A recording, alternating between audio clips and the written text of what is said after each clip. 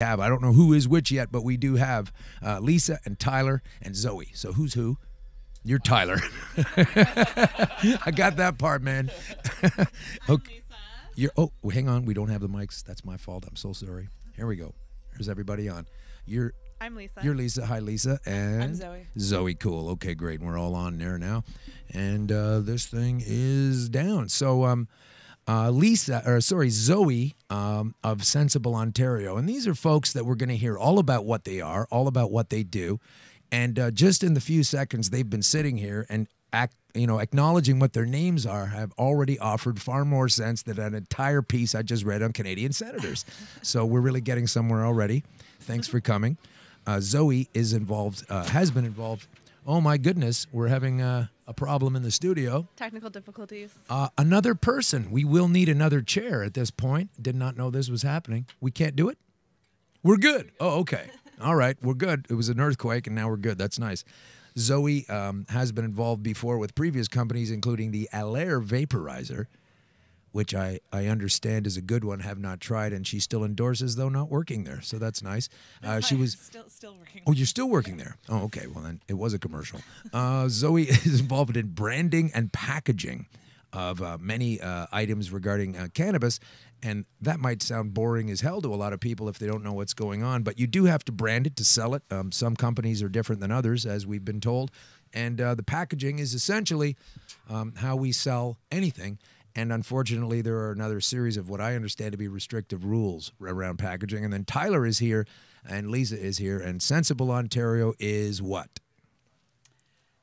Sensible Ontario is a grassroots organization to help promote the inclusion of dispensaries and lounges in the upcoming legal landscape. Okay. Yeah, we're really pushing for a mixed model in the province. It's because we realize that with how things have progressed, at least under the current liberal leadership, that it would be hard to kind of discount the strides that they've made in kind of setting up the public sector regime as it is. Okay, so I'm maxed out, so you got to talk a little closer to the mic and the better? people. I can totally hear you. That's Perfect. awesome. Just get right on it. They're designed to take your voice, and we want to hear everything you have to say, so that's cool. And yourself over there, what have you got to say? Just put the mic right there. Yeah, Okay. well, we've been There we go. running Sensible Ontario since last spring. It's a coalition, so we've brought together all different drug policy organizations that are passionate about progressive cannabis policy, and we're focusing on Ontario and retail. Okay, real quick, I just want to ask if Sensible Ontario has anything to do with the BC Sensible Party. We had Sensible BC? Sensible BC, yeah. Yeah, we're inspired by Sensible BC, so we're basically using their playbook for nice. political strategy. That's how it works. Yeah, so we just finished our first poll on cannabis retail, and we found that Ontarians want cannabis to be regulated like alcohol, ironically. So that means not just having government stores, but also having, venues like bars, like where we are right now, where, Right. they can consume and also dispense cannabis. Right. Okay, and you're working towards that. So that's it. You were satisfied with you came across the BC playbook and said, this is cool, we got to bring it over home here? Yeah, well, luckily for us, Dana Larson, who runs Sensible BC, was super supportive. So we've been working with them using Nation Builder to reach out to over 11,000 Ontarians to take action in Ontario. Dana Larson, of course, is the activist who, among many other things, has great products that'll help you ease your pain using cannabis, and got in a lot of trouble giving away free seeds to people. Apparently that's a crime. We do have an interview of him coming along at some point when I need it. I thought it was going to be this week when I couldn't talk for the whole week. But we'll get to that soon as a special edition, maybe something on 420, an additional program. So let's go back to branding and packaging for a second. Where were you at in your head and in your plans before the most recent far more restrictive regulations were announced? Well, I think even despite the most recent announcements, I'm still up in the clouds. Like I see a bright future for cannabis packaging. I think it's a really exciting avenue, and I'm trying not to let the rules kind of get me down, because it's an avenue in which some of the players in this industry have really gone above and beyond, and where some players have really not put in much thought. So for me as a designer, I'm inspired. I'm inspired by cannabis. I'm inspired by what exists and what is possible. Those restrictions are put in place for good reasons and maybe not so good reasons, but one of the main reasons is to, you know, keep cannabis away from kids, which I totally support. I think that you absolutely nailed it. Education is the key, and I think that can start with packaging. I think that we can educate our consumers on not going for certain products because they have a, you know, maybe a flashy logo or like a caricature, but like really reading what you're buying into. Something I think that Big Pharma missed out on in a huge way with their packaging, that I think cannabis can maybe change the state of play a little bit. So you didn't get a little slapped in the face when you thought, you know, oh, what? And then you saw some of these little packages, like the name of the company real tiny and it's what it is and it's really boring? Sure. My heart sank a little bit for sure. But I mean, you put those regulations in place and for an artist or a designer, it's really just, all right, that's the next challenge. How can I use this and still get walk my right message up to the across? line? Exactly, yeah. Well, what we did and will continue to do is I understand you can't have famous people advertising anything cannabis related. Yeah. And when I had Paul Hartman in here, and he is such a great guy, and he's basically going to teach me a lot of things I don't know and need to know, I decided that what we should do is just have us imitate famous movie posters. So there he is as Sean Connery with my Harrison Ford and the Raiders of the Lost Ark font as the Raiders of the Green Crusade or whatever. And it's like, oh, you're going to charge me for imitating a famous person. We'll just keep hitting it. So that's how we got around it. It's good. And it looks more interesting than just a blank screen that says Green Crush. Exactly. Yeah, so this is like an artistic approach to the workaround. So it's not, you know, fighting it. It's, okay, fine, you're going to say that's the rules. I'm going to find a creative and hopefully more educational Isn't that way amazing? around it. Another creative way. And why is that? You know, it's part of the cannabis intake on its own. It's amazing to me. Yeah. So you're working with that, and you're going to be doing that for. I can't wait to get some ideas and tell us what you thought you were going to be getting towards, and then you had to change gears when the plan came out. Totally, and I mean it reaches across all channels. I think with like the branding of Sensible Ontario, it's been a really interesting experiment. We have been playing around with what our community wants to see in terms of activism, but as well how to reach a broader audience. Really, Sensible Ontario is about more inclusion. So communities that traditionally haven't gone out for 420 events or cannabis events. How can we capture them? And really, it is a branding exercise because you'll see on social media people are attracted to colors, fonts, shapes, faces. That's age old, isn't it? Yeah, totally, sure, absolutely. Well, that's cool. Tyler, what's exactly? And don't look at me too much, so much as tell the folks about it. Yeah, fair enough. But tell me what your involvement is with this.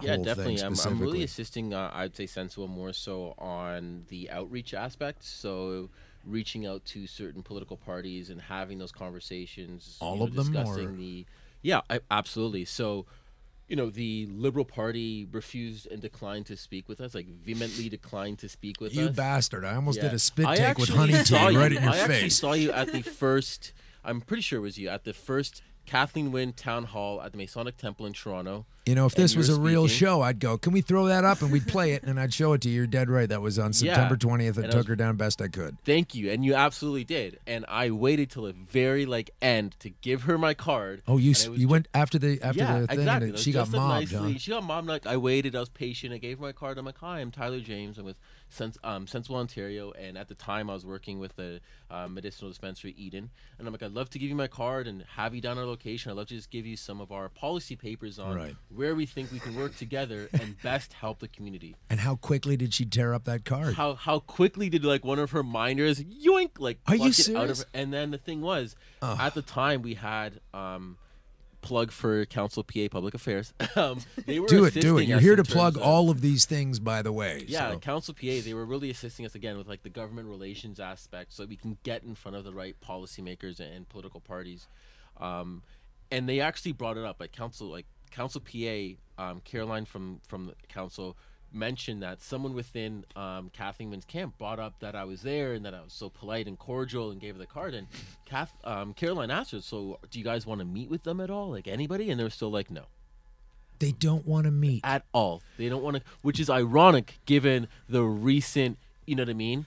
Well, she closed her little thing with me with, I just hit her for 3.5 minutes with a fire hose. I knew they were going to say, what's your question? Yeah. But I just thought I'd keep going until. Absolutely. And I hit her with the question. She gave me a typical politician non-answer. Said, close that out with, but this is a conversation we're going to continue having. Can I get somebody to talk about something else, please? Yeah. And I have been tweeting her and closing mine with just continuing the conversation, Kathleen. Of course, she can't do it. Well, she's pitching it to the feds. She's saying that this is a federal government issue, and that's really part of the problem is that it's not. That's shirking the issue. Exactly. I don't live in the federal government. I live in her, so to speak, jurisdiction. And if you notice, different provinces in the country, and how could you not when there are 10 of them, all have a different way of going about things. So how are they locked into the federal overarching system, and she has to be they're not, and she is. Well, that doesn't make any sense. She's not all there. She tweets about rights all the time, and she says, oh, it's so great, I met a bunch of moms today and we're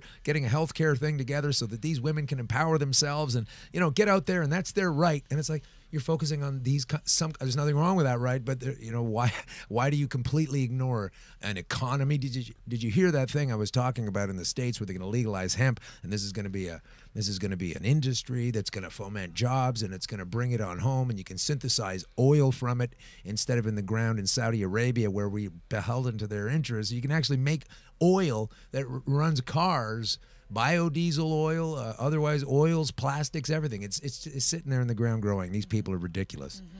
Well, that kind of speaks to a part of our poll that showed that a majority of PC voters in Ontario back the privatization of cannabis. Right, but then you got Doug Ford, and everybody's freaking out, and I predict that he will win by some measure. He absolutely will. But at least from like what we've been hearing and talking heads, the reason why he kind of had to backtrack is, although he himself, everybody knows, is what was that friendly, overnight? What was that all about? Because it's the party. Like, everybody's like, oh, he's backpedaling. He has to, because at that point, Doug Ford realized that it's not Doug Ford's party. Right. It's the PC party. I love that. He came out and he said, basically, tell us, do you know what he said? Doug Ford, when he came out and said... At first he said that the government shouldn't be involved in private industry. Right. And that it wasn't up to government to And that he was going to make sure that, and it was a super powerful, positive thing for us. And I'm sitting there going, I hate the fact that this guy's saying everything I want a politician to say. But then within 24 hours, he flip-flopped. So it's hilarious because Doug Ford hates when other people flip-flop, and he always calls them out for it. But then Dougie flip-flopped within 24 hours. He said that if it was up to him, there wouldn't even be legalization. Which is another flop on the flop of the flip. It's a super flop, especially since he used to sell hash. Super flop. Shut the hell up. Allegedly. I mean, Did he acknowledge? I don't know this because I get hypertension, whenever I see a picture of his face, and I go, I need to know these issues, but I don't need, I'll die. I'll pop out. So did he acknowledge at least that he did say that thing about the positive nature about how to get it into private business? Let's get going, because he did flop out of it. In a roundabout way, he did. Yeah. In a roundabout way. Roundabout way? But Like not around his waistband? It was the long way around that he beat around a big bush, let's say. Yeah. Because he mentioned that, as Lisa put it, that if it was up to him, it wouldn't be legalized, which I think is just a lie, because personally I don't think he cares. Yeah. But then he said, he wants to see how the OCR, or I guess the OCS, rolls it out and go from there. And that speaks to a lot of, I guess, the internal documents. OCS, of course, for folks not knowing, is the smoke cannabis outlet that is owned by or controlled by, or what is the same thing as the Liquor Control Board of Ontario, and now they're Ontario Cannabis Store.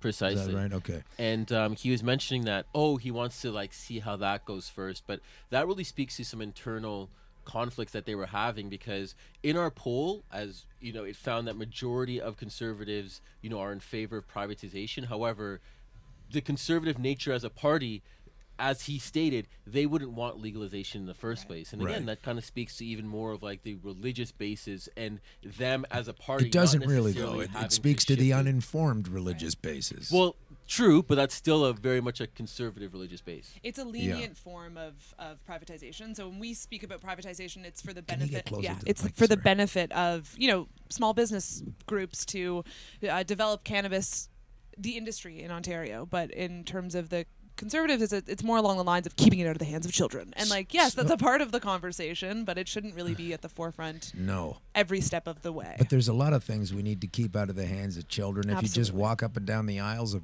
Home Depot.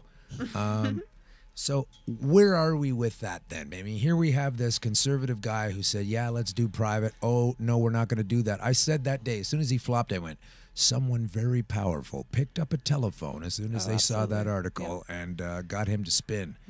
those are the interests that I'd like to find out where they are. Some kind of club down on Bay Street or something. I don't know. It's the caucus. They're really scared of legalization because it alienates their religious base. It also alienates suburban and rural voters. It's the same with the Liberals. I think all political parties are really scared to talk about legalization.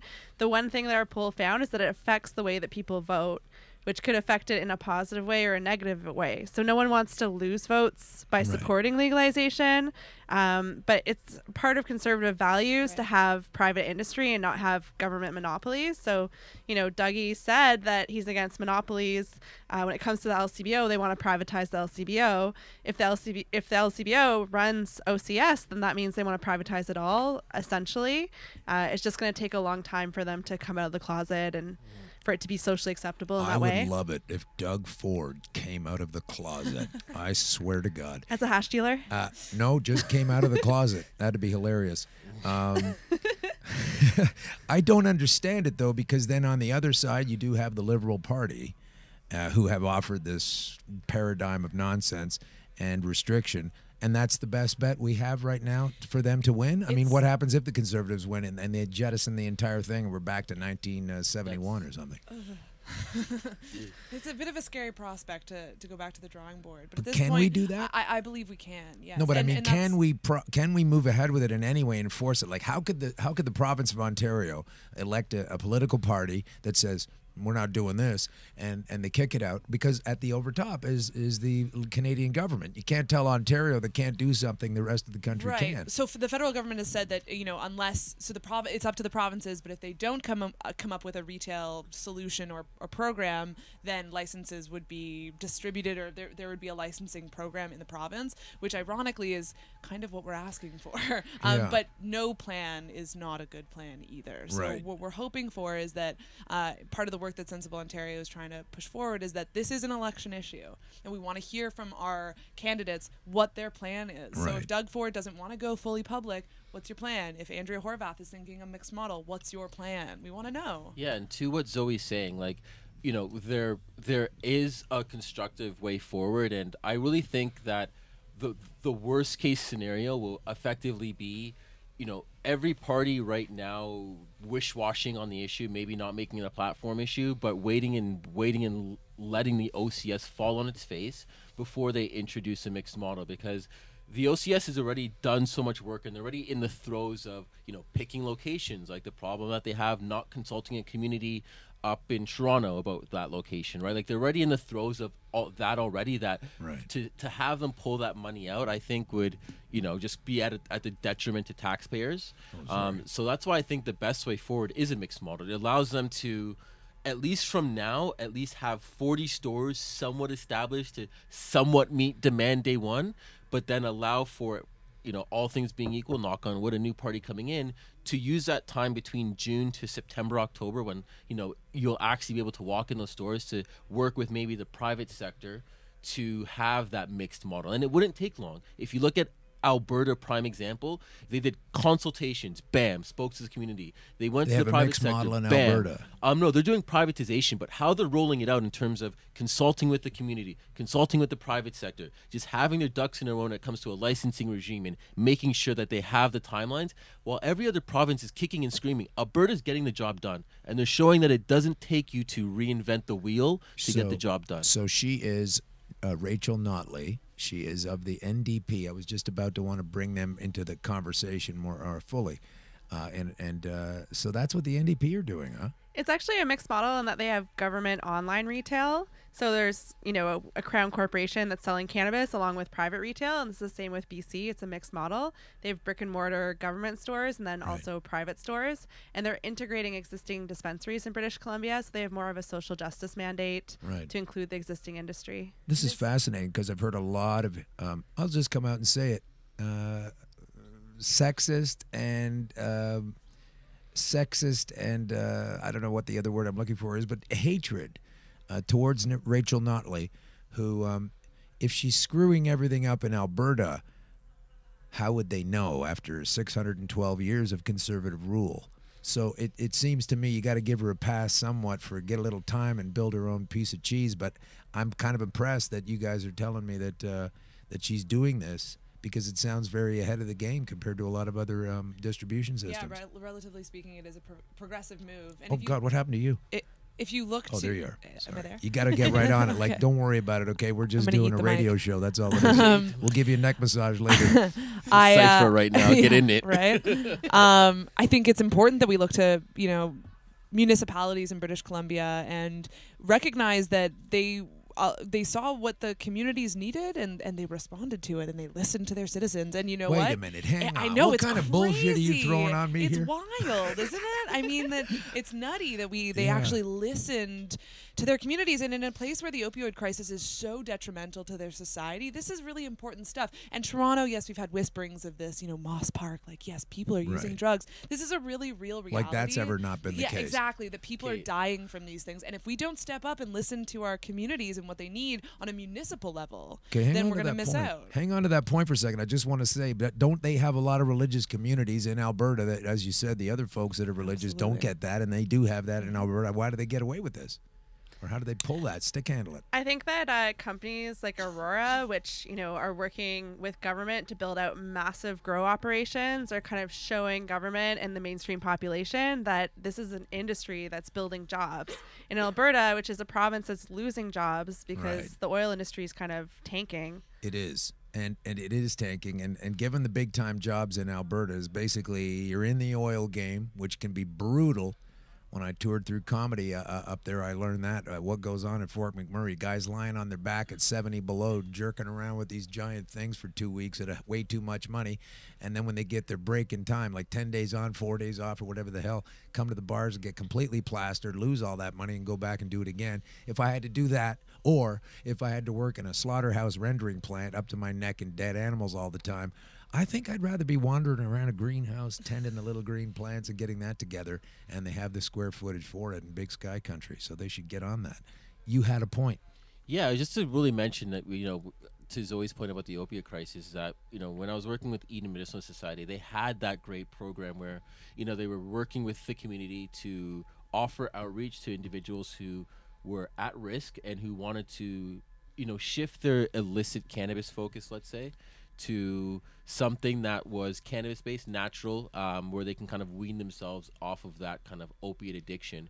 And this was something that, we went to great lengths to show the government, if you have safe injection sites, which I fully condone and support, but if safe injection sites can now in Toronto administer some narcotics, why is it that we cannot work with these safe injection sites or any clinic to administer cannabis In a similar, without Yeah. injecting it. And it's so much, it's cheaper Yeah. for the government, Yeah. it's more healthy for the individual, and it actually helps the individual rehabilitate their life. For And me, let's toss in that it just- most people want to do that, and now you're into democracy and majority rule and all that thing, and they don't want to honor that either. well, yeah, hence why the Green Party candidate can't even speak at the next public debate, which I think Is that a fact? yeah, You mean here in it's quite Ontario? shame. Or Yeah, here in Ontario, they're having a debate between all the political parties, and Oh, Kathleen Mike Wynne doesn't Schreiner want to won't hear be this able to guy. speak. What's his name? Mike Schreiner. Mike Schreiner? Yeah. Can I get a spelling on that? SCHREINER. Yes. Yes. Okay, let's get him in. Yeah.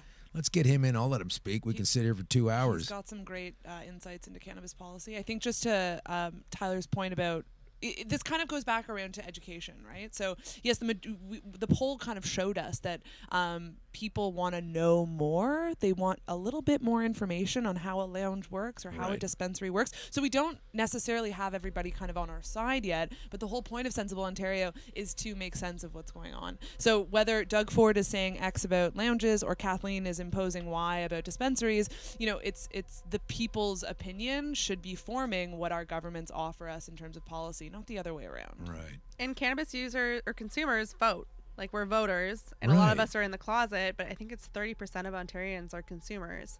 So why are you going to exclude That's a 30% massive of the voting vote? base. Well, 30% is huge. Number one. Okay, fine. Let's just leave it at 30. Maybe it's 26. Maybe it's 34.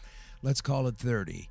not only are they on board, and I'm one of them, and so would you all be. You've also got the family and the relatives and the loved ones who don't participate in this, but don't necessarily want to see the folks in the family that do doing hard time. But I got a tidbit for you. This kind of even goes back to like what you're talking about in Aurora, the employment piece.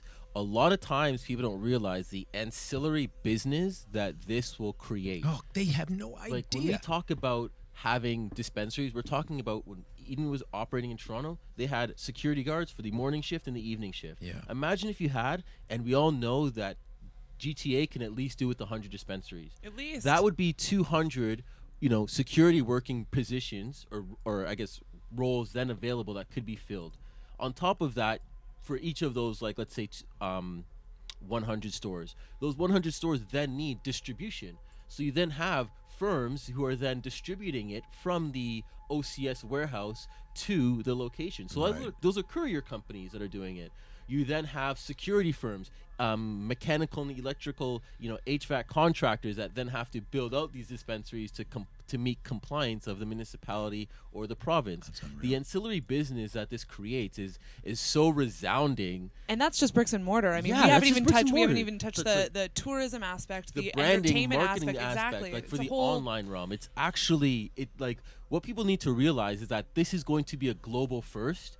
And within this global first, Ontario is the biggest market, effectively globally in this first license regime, and yet we are not taking accountability for it. We are over $300 billion in debt as a province, more than California. Well, there's a small hitch to it, right? So you're absolutely right, but the real issue is that Toronto, the special little gem that it is submerged in a province that doesn't always agree. So the politics in Ontario aren't always the politics in Toronto, and we're kind of cursed by this because, yes, arguably the largest cannabis Toronto market could be its own province. Exactly. Okay, we have talked about we're an that, island. but I'd just like to take a couple of seconds. We do have to do a commercial right now, so here we go. If you could just let me get the floor together here. Oh, yeah. Hey, got some good news for you. I was just recently... last week, I was invited to speak at an organization called the PCMA. This is the Private Capital Markets Association. Makes a lot of the high, heavy rollers on Bay Street look like the same fellas that dole out popcorn at Cineplex. These people were high, heavy rollers, and they brought me in to speak for half an hour, and then I was going to have a little something to eat and get on my way about half an hour later. I spoke... and I told them my medical story and my turnaround, and they were all agape, and they gave me a little more time. I told them the whole thing, and I close with this at the end. You've all heard that this stuff doesn't work. You've all heard government officials tell you that the health aspects of cannabis are not what they are. And I'm here to tell you that's completely untrue. I'm living proof of it. I have the documentation. I've taken myself off the slab, and now I get to have this situation with folks sitting here telling me fantastic things about the truth. And I closed by telling them that I was not being paid to be there. There was no cannabis company bringing me in and giving me money to do this. I was completely unbacked. I'd like to say I went in there with my own money, but the only money I used was to get down there in a taxi. And they were all freaking out. And I was meant to leave at about 3 o'clock, and I didn't get out till about 7:40 that evening. And that's kind of another reason why I was talking over a lot of music and cocktails and got all talked out. So I have done my best at this point to try to attract investment. And I say, if you guys get this thing moving, the government's going to have to catch up. These folks are not going to invest deeply and be told they can't get it going on. So that's all I wanted to tell you about the PCMA. Okay, back to the show. Where were we? Okay, so what was the first time you are conscious of the time you got high? I think I was... Can I say this? I was a teenager. Well, you can tell the truth. Just tell the truth. I will have to cop to that same thing. So I remember it was on the Toronto Island. Oh, wow. And there was like a group of us. So you had a little baggie, went over on the ferry? Not even. My friends were smoking a joint, and I got to smoke the roach, and it was like the most exciting moment of my life.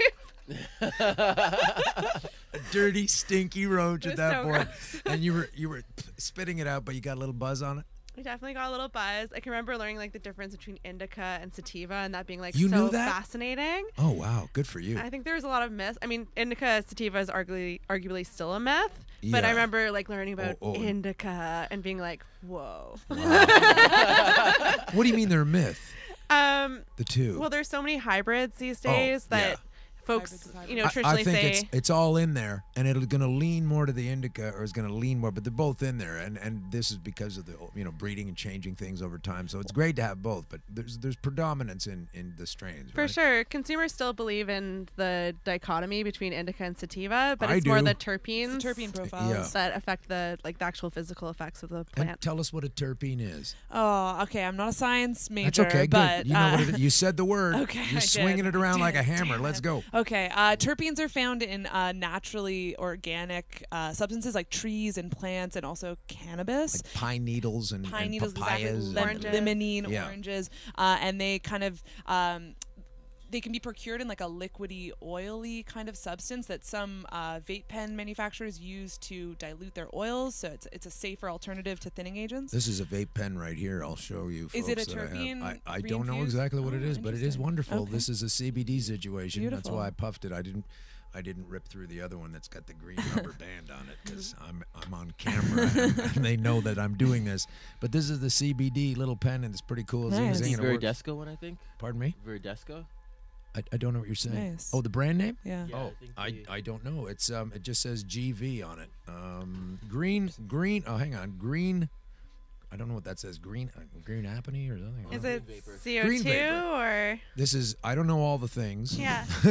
I'm not a We're scientist weed either. nerds. But I don't know. We're dorks. You know. Yeah. But essentially, terpenes are a really useful component in telling you what you're going to get from your cannabis. So it's not only about the smell and the flavor, but like Lisa was saying, the physical effects. So certain terpene profiles can have a different kind of effect on your brain, on your body, on your muscles, on your endocannabinoid system, which, as we know, is located in every organ of our body. Yeah. And terpenes can tell you, like, a certain strain might help with, post chemotherapy, or might help with suppressing an appetite Sure. or inducing an appetite. And more people are saying that, as opposed to saying things like it's a sativa, it's a hybrid, it's an indica, you want to use more strain specific profile attributes like this. You will find pinene and limonene in this, and that will produce this. It's almost it's more of a safe bet, if that's a Well, fair did thing we to come say. across this because of cannabis? I mean, if we weren't smoking cannabis, we were still getting terpenes when we chewed on a pine needle or had a papaya. Absolutely. I would say that it's because it's found outside of cannabis that there's been research into it, Right. that's kind of the foray into it in terms of biology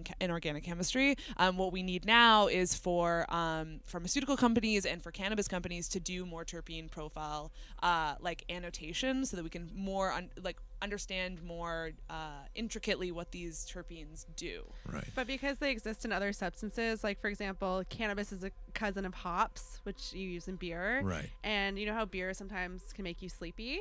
Yes. Myrcene is the Fully aware of this reaction.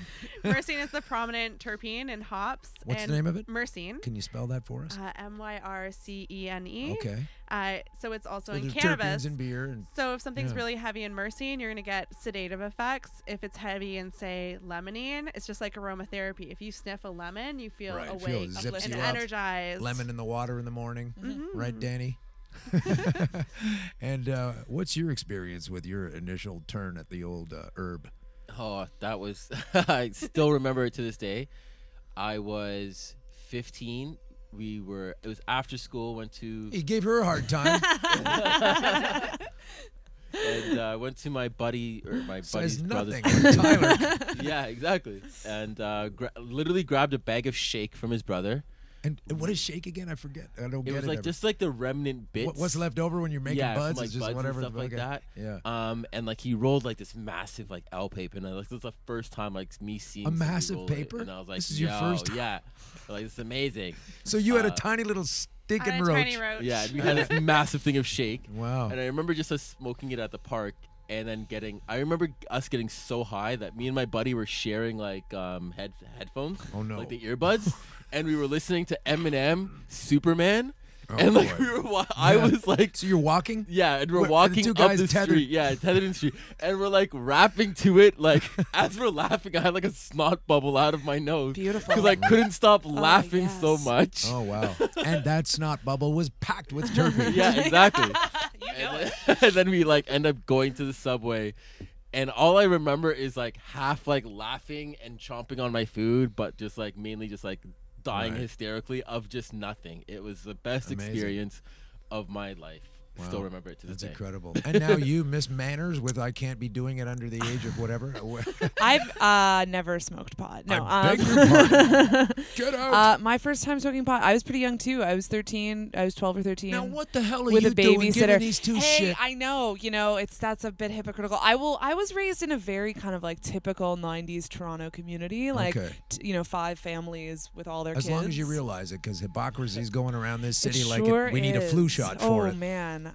But I'm blessed. Like I was introduced to cannabis by people who were slightly older than me, who were introduced to it by people that were slightly, it's kind of generational passing down of this like torch, and it was the greatest gift because like I wasn't raised to be afraid of it. I was raised to kind of learn about it and educate myself around it. And even though my parents have never really, not in my life, never really smoked pot, they were always like, that's fine if you want to do it, but like do it safely, do it at home, learn about it, don't do it with strangers, like the good stuff, right? And it's really kind of helped me get behind everything that we do because but if it's not taboo, it's for the kids. It's easier to talk about. Absolutely. I mean, if fishing were illegal, it would be difficult to obtain the poles. You'd have to get the kind of pack down, and then you got to get the little hook because that's dangerous. And you would have to try to teach a kid how to use it. And, you're throwing it. You don't want it to get your shirt or your skin when you cast. So many problems with the fishing rod. Oh, my God. Teach a kid how to use it. Yeah. And, and then there's this movement towards normalization. A big part of it is to protect our youth and protect our kids because you're right. Kids should not be smoking pot. They should be doing kid stuff. They should. But if they are educated about it, then they won't fear it and they won't be intimidated by it. They probably won't be that interested in it because it's like, okay, cool. I'm going to go be a kid now. Like, I don't need way to. less cool now, too. Make everyone I know who's in their 20s is like, you could make cool it square. Yeah. The old saying about how grown-ups and older people were square. They had that a long time ago. Yeah. Kids might, if we kind of reverse the paradigm, like, oh God, they're smoking pot again, those idiots, and I'm just gonna go on the swing set, and play. Yeah, pretty much. That's it.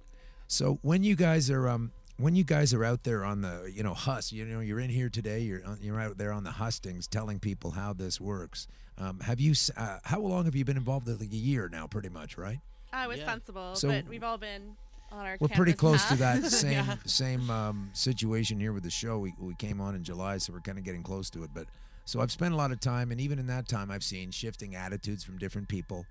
I know of a case where an older woman who, talk about square. God, I won't name her name because there's no need to do that. But just to say, she was a much older woman in a lot of pain all the time. And you open up her cupboard, and there's 8 million prescription tablets, and you have to take this one as soon as you get up, and this one's an hour before you eat. But don't have that one an hour till after you eat, and she's all messed up. And trying to get her to take cannabis was a friggin' joke. There was no way. It's illegal. It's bad.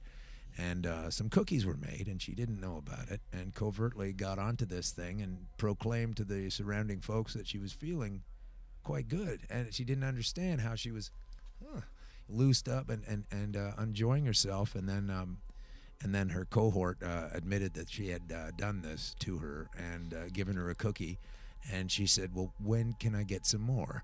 So it just takes the experience rather than the propaganda, don't you think, to sort of take it on? I wonder what Kathleen Wynn's first time with pot was. I can't even imagine Kathleen Wynn smoking pot. She did it at one point. Come on.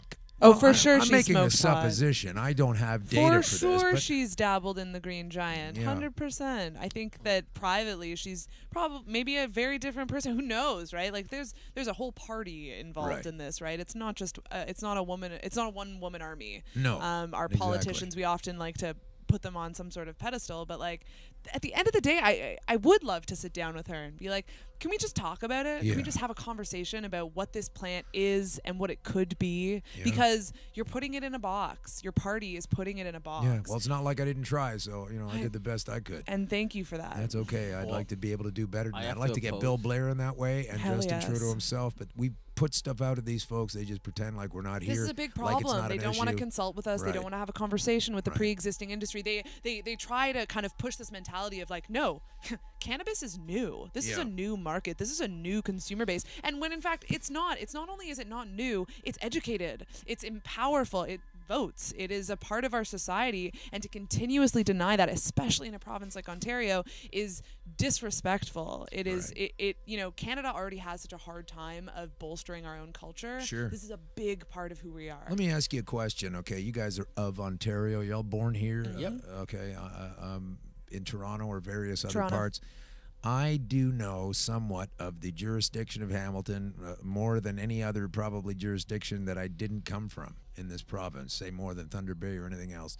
And I understand that they've got a fascinating identity unto themselves. A lot of people, you know, make fun of the Tiger Cats and whatever, but they have 67 dispensaries at this second while we record this. And I wonder, how do you folks imagine in the sensible party? And so far, that's all I've heard from you. So you're obviously not really politicians. This is a fraud. You can't be sensible politicians. You got to figure out another name to get traction on this. It's too but much of an it's a nice oxymoron. prototype.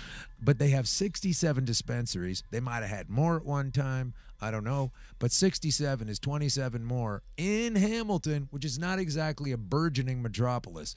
And Hamilton is within Ontario, beside Toronto, which is a burgeoning metropolis. How are we going to manage with 40 official legal outlets of the OCS? Who knows why they're putting some in areas that don't want them and not putting them in other areas that are like begging for besides them, schools? or wherever. You know, where like what is going on when we do this shift? And you're supposed to go, okay, Kathleen, here's everything I still have left over. Let me throw it in the garbage like it's an amnesty on a gun exchange thing.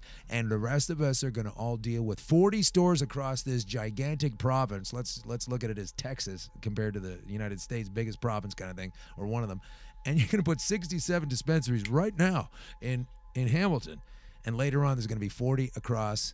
Like, have you looked at the illogic or the logistics of how this is going it's to incredible. stumble into existence? It's incredible. I mean, we're talking about increased raids, increased arrests, tying up our court system even more than it already is. Sure, like that's they want to why. increase the penalties and the fines after legalization for cannabis sale, which, you know, maybe makes sense in the legislation, but in practice, this is going to totally screw our province. So you could see Bill Blair crafting this whole thing. It's like, as soon as they said, you know what, there's public pressure, it's been decades, let's bring this thing on. Let's bring in marijuana for everybody. Who should we consult about this? A bunch of cops that are going to lose their jobs. They're going to lose the man-hour pay because if you they're take not off... gonna lose Hang their on a jobs, they're second. I'm just saying, in the paradigm of actually making it happen, you would have, like, if it were really legalized, you'd have to look at every single officer's man-hours that he dedicates or she dedicates towards the cannabis issue, whether it's patrolling, arresting, doing the paperwork, going to court, following it up. If you subtract that from your daily duties, officer, you've got all of a sudden less stuff to do. And if you apply that to every single officer in the nation and each column on an Excel spreadsheet, all of a sudden we don't need as many cops. Serious we don't need as big a taxpayers' budget. dollars, yes. I would disagree Go for insofar it. as the issue that at least Toronto's facing right now is that we are actually at a deficiency of police, and that's really why there are issues with cardings and stuff like that, because police just don't have the time or enough time to actually do real policing work. So it's this half-ass carding and roughing up like minorities and people of color that allows them to hit their targets. That's absolutely true. And we have to remember, like, the police were fighting for more dollars even before the dispensary proliferation had happened. So the issue and how to really combat it, obviously, as we know, is by introducing, you know, mixed model. But the black market, which existed even before dispensaries, is just going to pick up where it left off. It's not going to skip a single beat. That's going to be the Band-Aid across the dispensary, like, 40 dispensary. And to be quite honest, like, every politician that I know and that I've been speaking to knows that this model is tarnished because of that. Because if you have only 40 stores, you're proliferating the black market. Because to be quite honest, they know that too. Those fucking I'm not people know that. walk 6 blocks to a OCS store if I'm lucky, if it's 6 blocks, to get weed, especially when you could get it anywhere else. And I mean, we're already starting to see this with TPS. They've kind of started to reject what their mandate is. Like, there have been incidents of police who refuse to wear their uniforms to raids. They don't report the raids as often or at all sometimes. Like, there is a pushback, and they recognize that they are tying up our courts. They're tying up the tax-paying dollars for TPS, and it's becoming a massive deficit in our city. On top of what was it, the $300 billion deficit we're already facing. I mean, it's ludicrous. We could be increasing the profitability of this instead of taking an entire industry ready to hemorrhage right into that debt, and flatten it all out. Why don't they? This is the part that gets into the conspiracy part of the show that I talk about. That's what this show is entirely, Green Crush Conspiracy Queries. This thing you just said about, and they know that. They know that the black market is going to exist the more repression there is. I don't know if you youngsters were aware of the fact that when cigarettes in Ontario back about 20-something years ago were $3 a pack or something, $3.50, for regular cigarettes, pushing $4. The government at the time, under who I can't remember, probably the Conservatives, I don't remember, I think so. They decided that because they're not healthy and they're a danger, that they would charge $10 a pack. So right away, that was the day the black market was born. The natives across the river in the Kingston area, the Oka natives, were going down to the American outlets, purchasing cheap as hell cigarettes for $2 or $3, bringing them back, and people were buying them for $4 or $5, which was half the price of what the government said. Then the cops go in, then there's a standoff, then there's violence. This is fucking bullshit. Now, I don't smoke, and I don't smoke cigarettes anymore. I used to. And this is going to happen. This is a template. This is a model. What is their justification? Have you heard anything? It's already happening as well. I know it's happening, but what is the justification? Because you can't say, you didn't know that was going to happen. You do know it's going to happen. You're completely aware it's going to happen. You're creating this discord that's going to result in these arrests that are false, and some of them that are true, and et cetera, making this gigantic mess. What is the justification? Have you heard anything? So I'm going to be the devil's advocate because I just came from the LCBO Trade Symposium. Somebody has to do this sometime. I got to go learn about the LCBO's plan for cannabis. This has nothing about cannabis in it. It's just a prop. But they don't know that. All the stuff that you're saying they know, they don't know. They believe. Okay, clear this shit. Let's go. Let's go right now with an armor. What the LCBO said. They believe that their plan is going to eliminate the black market through online retail. So their plan isn't to eliminate the black market through brick and mortar. They plan on creating this like fancy e-commerce site where you can like order on your iPhone or your iPad or whatever. Obviously it's not going to work. Right. But they actually believe what they're saying, and they were making fun of the black market in the presentation. They're like, we've done research on how people consume cannabis, and we know that they just call their guy. He comes with a backpack. This is literally what they said. He takes it out of their backpack, and he says, oh, this is high THC. And they think that they're going to be competitive because they're going to talk about terpene profiles and not give, like, So they haven't seen any of the websites that exist? That's crazy. Come on. Exactly. They did go to Colorado and California on, like, a trade mission, which is super interesting. In the government? This is the bureaucrats that are creating the Ontario cannabis stores. And you're being a devil's advocate by bringing this information to me that they don't really know? They don't know. I'm just so you're telling me that the reason I'm wrong on this is because they don't know jack shit that's available to all of us sitting at the table and the guy smoking a cigarette out here by the van. But they can claim ignorance, right? Like they can say, oh no, we did our research, we've seen the black market, we know what's going on, and so this is our solution to that. But they're completely denying the very real reality that there are websites operating in this province already that provide everything from THC content to terpene profiles to lab testing. That's right, you heard it here, folks. Black market artists using lab testing. It's not revolutionary. People have access to this now. It's just it's a question of money. And I think that kind of speaks to beyond the black market self-regulating. I think it speaks to the fact that in a free market, competition dictates who does best. Sure, you got shit weed. No thanks. Exactly. Yours is great. Exactly. I'm in. Yeah. Right? I'll pay the extra $2. I don't mind. With the OCS, I unfortunately believe that some of their product will not be to standard because if you look at the Health Canada website... What are you, an oracle? Wow. How did you figure that out?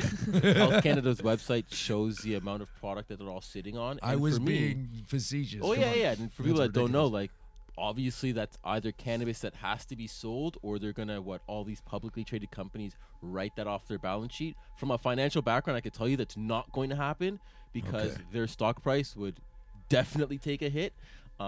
So, when you look at it, from the perspective, again, from the gray or black market, however you want to call it, trying to transition, like, they will always do better because they already are providing a standard, a level of professionalism and knowledge, and they already have an established infrastructure, that could have easily have been transitioned and knowledge have been passed if they were more open to the idea. I do think some of those companies are transitioning, though. Like, I just got an email from medpotnow.com, which is now plug. Aurora. Blatant plug. Yeah, right? And that's MedSpot okay. now they're stopping selling cannabis. They're only selling CBD products.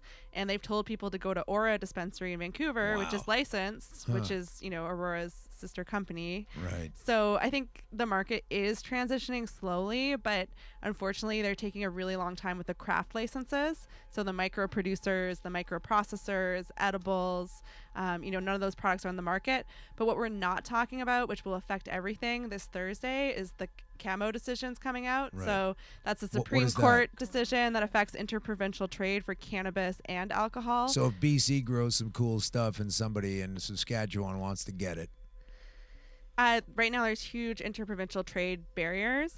But if the decision, which comes out the day before 420, removes that means that comes out on that Thursday, anyone who has a 19th? License technically should be able to sell across province.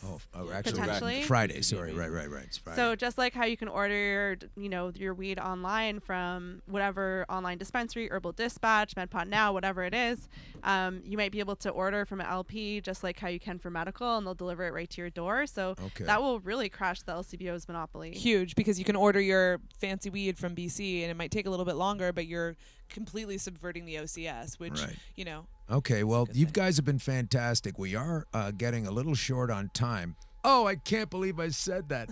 My dad was killed by a grandfather clock, and I'm traumatized. We only have a little bit of time left, and I do have a few more questions. That doesn't mean you're getting out. I'm just telling you we're bringing it into the funnel, okay? I want to ask about specifically now, we talked about Rachel Notley, seeming to do a good job despite the death threats in Alberta. Some of the guys wearing cowboy hats don't like a woman, and they don't like the NDP going on at the same time. What is going on with the give me your take, because we've covered a lot of things on the NDP party of Ontario. How do they move in? How do they move in? Green Crush 2018, baby. Let's get it. Yeah, Orange Crush. To be honest, I was at the amazing provincial debate that was hosted by the Jamaican Canadian Association, in which where was this? This was last week, in which Andrea Horvath actually stole the show. Is she was that right? amazing. Yeah. Was she debating? She was debating. Who did she debate? She debated Wynn, and she debated Schreiner. Oh, is Schreiner this was on great. video? Yeah. Yeah. And she Good actually God. said Let's that get if that going. elected, she would overhaul the Liberals' plans. She would overhaul it. So she'd look at it and say, well, of course, you got to do this, you got to do that, but let's change this. She really wants to work with it as a skeleton. Precisely. And by overhauling it, I don't think she means let's pump out more public stores, because that's more money that the government doesn't have. Yeah. So I think that's a everywhere mixed else model. is suffering from brick and mortar because of the way things are now. All these bookstores are closing down and all kinds of things. How does the Ontario go, we need more brick and mortar? Like, it doesn't make sense. And the thing is, like, understandable if they took the private sector, because dispensaries per square foot are one of the best revenue generating kind of retail locations. However, to get to that point, you're talking about taxpayers' dollars to employ, which are now will be $15 an hour at the end of the year, and then it's hydro and all of that stuff. So the government should do like what BC did, or sorry, Alberta did, the NDP, which is you pay for the build out, and then you pay me so that you can have a store. Right, Yeah. You make okay. licensing fee, revenue, yeah. and you make revenue off the excise tax. You're all in No agreement overhead. with this, you three? I Pretty think much? it's For the great. most part. Okay. Well, you sound like you got a draft. No, I definitely agree with the politics. I think that Andrea Horvath sees clearly the need for municipal focus, so that Toronto, Windsor, and Hamilton are different from each other, and they're also different from the rest of rural Ontario, and that should dictate the policy around cannabis, not this sort of one-size-fits-all model that we're just going to place on top of Ontario. You need to pay attention to what your communities are literally dying of. Like, what is affecting Toronto is not necessarily affecting Ottawa or Windsor or Hamilton. So it's a more sensitive issue, I think. All right. Well, we're going to close out on one more question, but don't run away, because it's going to take a while to answer it, okay? So this has to do with the future.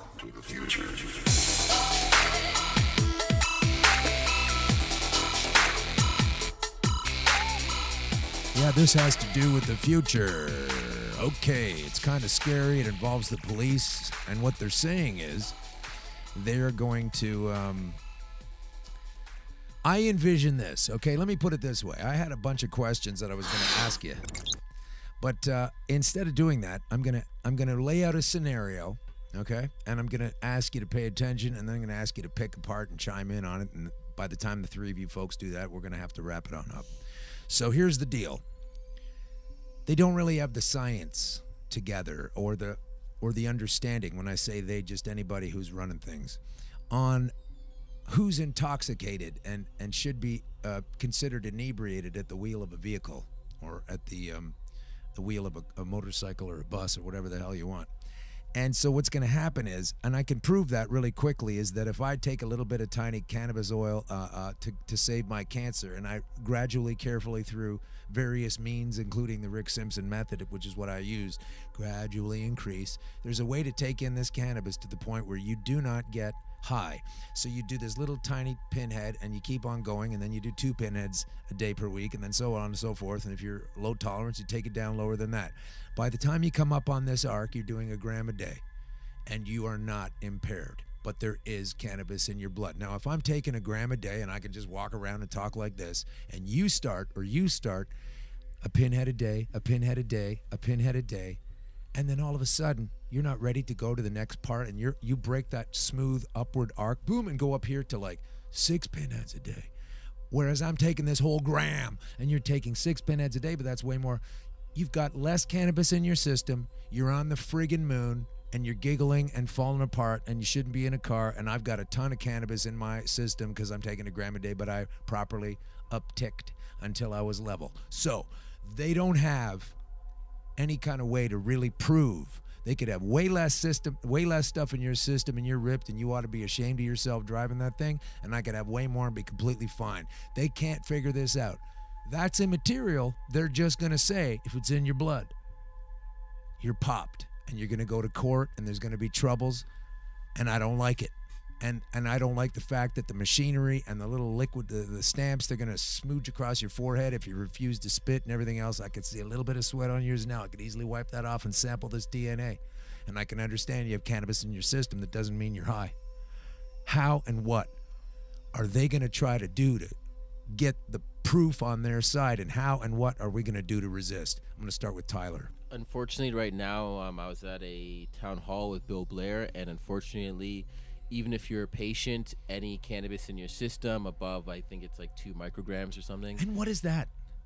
You know what? 2 micrograms. It's not a lot, because I can tell you, there's people in Colorado who spoke, who I've heard speak, who said even if you get to close to 15 micrograms, like that should be more of the standard, or 10.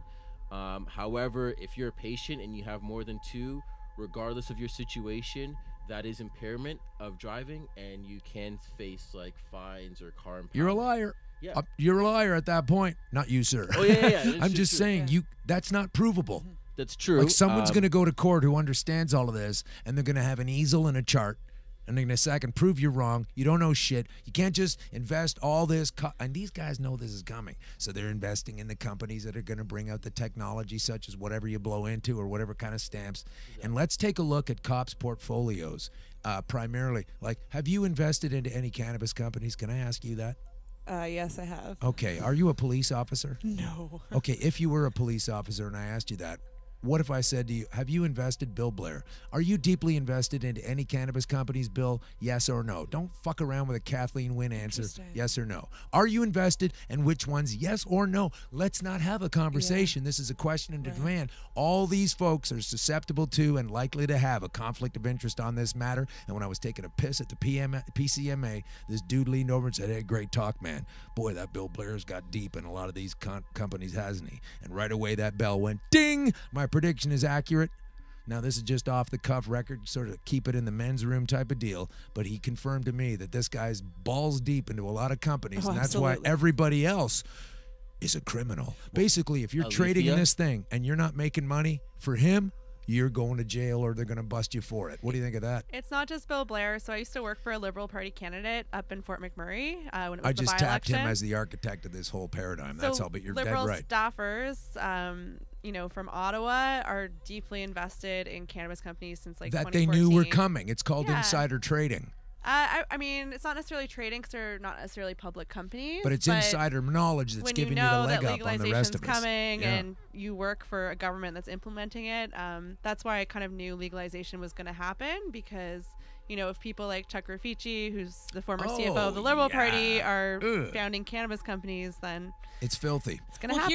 Here's the great hypocrisy, though, is that, you can throw all your money behind these companies, these tech companies, which some of them are incredible. But when you're talking about like roadside testing for drivers under the influence, That is what I'm talking so about. if you really want to know if someone's under the influence, Right. you have to do more than take a blood or sweat sample. You have to gauge whether they can But walk this a is what straight they're trying line, to whether work they can it to touch that their they hands, don't their have nose. to do Exactly. Right. But the problem with that, which you clearly illustrated, is that the THC content in your blood does not determine whether you can operate a motor vehicle. So how or can you not. hang a law on it? I don't know. Someone's gonna. I'll tell you what. Someone who knows all of this is going to have to get busted at a point. Sure. They're going to have to go and get And prove it in court, in right, and remand, to set a etc. precedent, yeah. And then they're going to have to get a Right. lawyer, and then they're going to have to get a fucking chart out. Well, and the it issue, might be me. the very real issue though of THC mixed with alcohol in getting That's behind different, the wheel, too. that's different, and that is a problem that Sure. should be stopped. But these are separate conversations that can't be Yeah. lumped all into one, saying you can't smoke Exactly. weed and you can't get behind it. Like that doesn't help anyone. No, right? well, it helps a lot of pockets that Helps you a lot don't of have pockets. access to. Exactly. Unfortunately. I'm going to give you the last word, you folks, to tell me what your little sting is, and I don't mean to belittle it. I'm just saying we've only got a little bit of time. So, oh God, I've been my grandfather. So tell me what you think you'd like to say. Tell me any kind of hashtags or any kind of places where you folks can be reached and further this conversation. For sure. So Sensible Ontario, we're still running our campaign up until the election to make cannabis an election issue. So if June you 7th? want, June 7th, yeah, June 7th. just around the Really? corner. That's so amazing. Ahead of July 1 and everything else, whatever. So if you want to participate in our campaign, we're looking for volunteers, we're looking for donations. You can go to sensibleontario.ca or sensibleon on all social media platforms to get involved.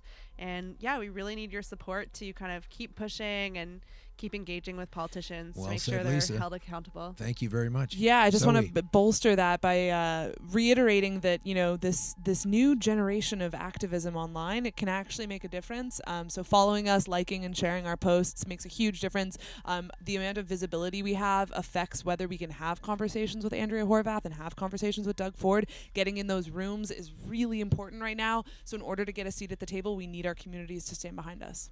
Yep. Did you rehearse that? I didn't. Good God. I asked you to cap it all off. It sounds like you were memorizing a fantastically written script. Well done. Tyler, final word. Yeah, definitely. It's really simple to just get out there and just send a letter and voice your concerns to the political parties. People are wondering how to get involved and if their voices will be heard. They need to hear from their caucus, especially in an election year. If you have, a candidate in your constituency that you think supports cannabis, you got to support them so that they can amplify that voice. Because at the end of the day, it doesn't matter what party it is, legalization's happening. It just has to be right for the community that you're in. None of you fudged. None of you bullshitted me. None of you hummed and hawed. You're not politicians. Get out of here. I want to thank you folks for coming in. This is Tyler, Lisa, and Zoe from Sensible, Ontario. It's been so great having Thank you you in. so much. We will have you in again sometime, perhaps after the election, June 7th. Thank you for your reminding me of this.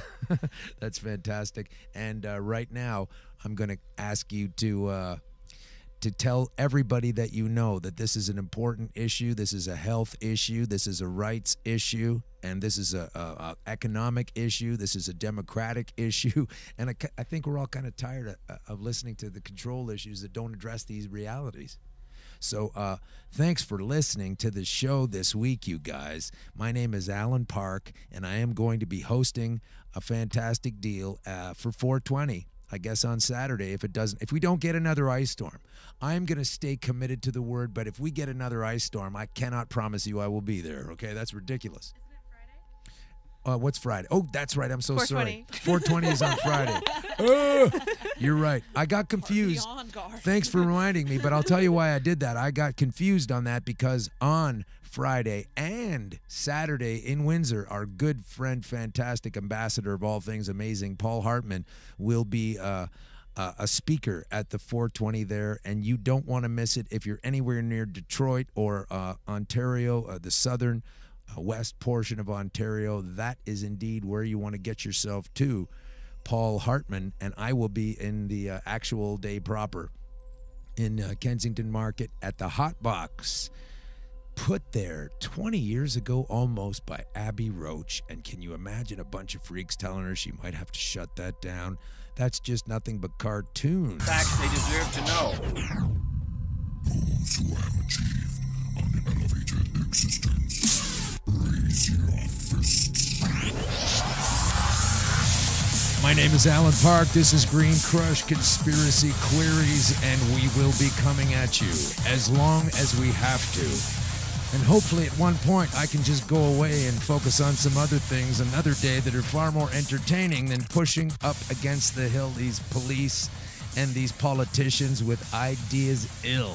It's not okay, it's not all right, and it's going to change not overnight, but we're going to push it hard and push it to the right place because cannabis is fantastic. Look at the smile on my face.